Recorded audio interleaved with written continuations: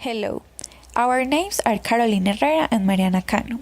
We are students of 7th semester of an English and Spanish teaching program at the Pontifical Bolivarian University of Medellin. In this particular case, we want to talk about a topic that concerns and affects us, both as teachers and as students of English as a foreign language. The analysis will be based in the following question. How can we update the curricular guidelines and the FL standards to reflect the new language ecologies our students are facing inside and outside of the classroom regarding English, and really be up to date with the new suggestion for the curriculum? So to begin, it is necessary to understand that nowadays in society there is a tendency and a desire for standardized actions and situations in which people are immersed. In that process, the activities of people are encapsulated in specific parameters of actuations that must be aligned with what is socially accepted.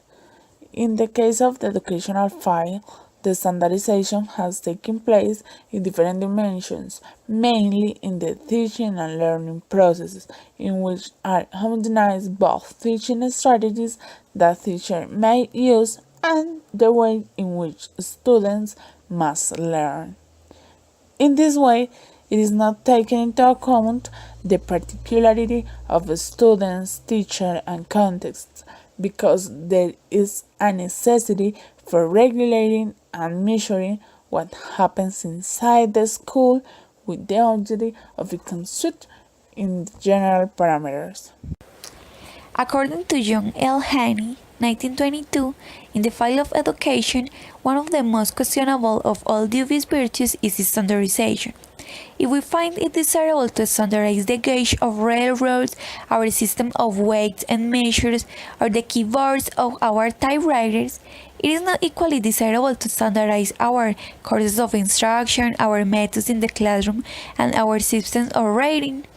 Standardization connotes uniformity, which is generally accepted as a noteworthy goal, even though there be those who whisper darkly that in education, at least, uniformity is like to be the handmaiden of mediocrity. Page 215. In this sense, it is possible to say that the conflict with the standardization has occurred since many years ago, and it is valid at the present. Also, with the proposal of the author, it can be inferred that the standardization is more suitable for fields such as business and work than for the education of human beings. So, in this way, standardization has been badly seen and criticized by many academics. However, there are other ones that support it. In brief, despite of the disagreements, most of the subjects immersed in this file have to apply it because it is part of the educational dynamics and requirements. Thereby, this phenomenon is also evident in the specific case of teaching languages. For example, in the English teaching and learning processes, there is a tendency for teaching what someone calls standard English, with the intention that the students learn the rules and the correct use of language, which in many cases cannot have sense or relation with the social context.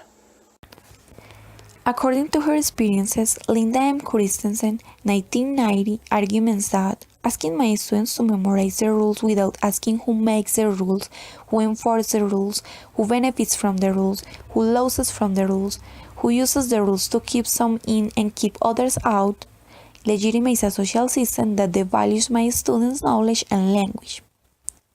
Teaching the rules without reflection also underscores that it's okay for others, authorities, to dictate something as fundamental and as personal as the way they speak. Further, the study of standard English without critique encourages students to believe that if they fail, it is because they are not smart enough or didn't work hard enough. They learn to blame themselves.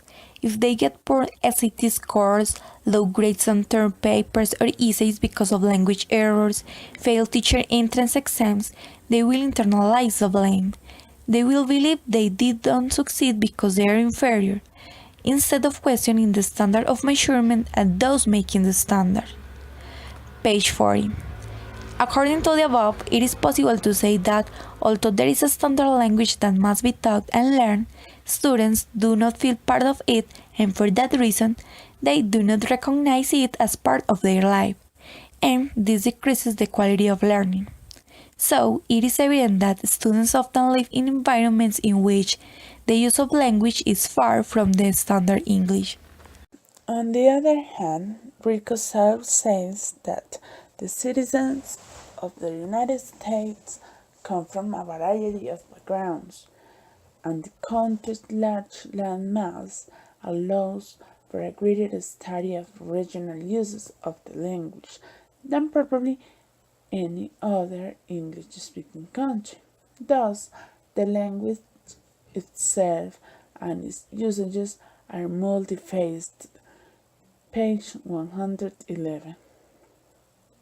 This perfectly illustrates that even for people that live in the context of language, it is difficult to achieve a standard English because of the variation of it, depending of the region and its characteristics. So, taking into account the above, arises the necessity of an actualization of the English as a foreign language curriculum, which answers the needs of the students and its focus in the real context of them. Consequently, Dennis R. Craig, 1983, states that in the face of the continuing problem of teaching English to non-standard speakers, there have been increasing calls for change in the aims of language education for such speakers and for a consequent reform of the curricula. Page 67. With this, the author confirms that in schools of many places of the world in which English is taught as a second or foreign language are clamoring for a change in curriculum in order to reach a more meaningful learning. In the same way, the author indirectly suggests an English teaching process based in the real situations. They simulate social situations that might be used in some teaching programs in school are not real situations and cannot be expected to have the same effect on learners than a real situation might have. Given the fact that language is the best learned in real social situations, the Miss Earl Craig, 1983, page 67. Then, it is important to recognize that the curriculum must be for strategies that face the new environments of the use of English language that students live in the real life. And in this sense, Thenguzumi and Mary 2005, cited by Barathi 2017, reported that the group of students taught through actions and oral practice was better in its oral comprehension and inspiration of the selected grammatical features in English than those taught by the conventional method, writing, reading, and translating. Page 6. So, this reaffirms the idea that learning processes in real situations are more efficient and practical to the students. For example, if are taken into account the different ecologies of language that students frequent in their daily life, in the oral practices that take place inside the classroom, the learning process will be more authentic and meaningful. In this way, after a literary review in which were included different points of view, it is possible to establish a concrete answer to the key question that was guiding this analysis. For this, the PhD Jose Orlando Gómez Salazar, research professor of the Universidad Pontificia Bolivariana, who has had experience as teacher of English and Spanish as second language and foreign languages abroad, has given their perspective taking into consideration what he has lived. Jose Orlando thinks that But I think that there are different ways to align those guidelines and standards to reflect what's happening today.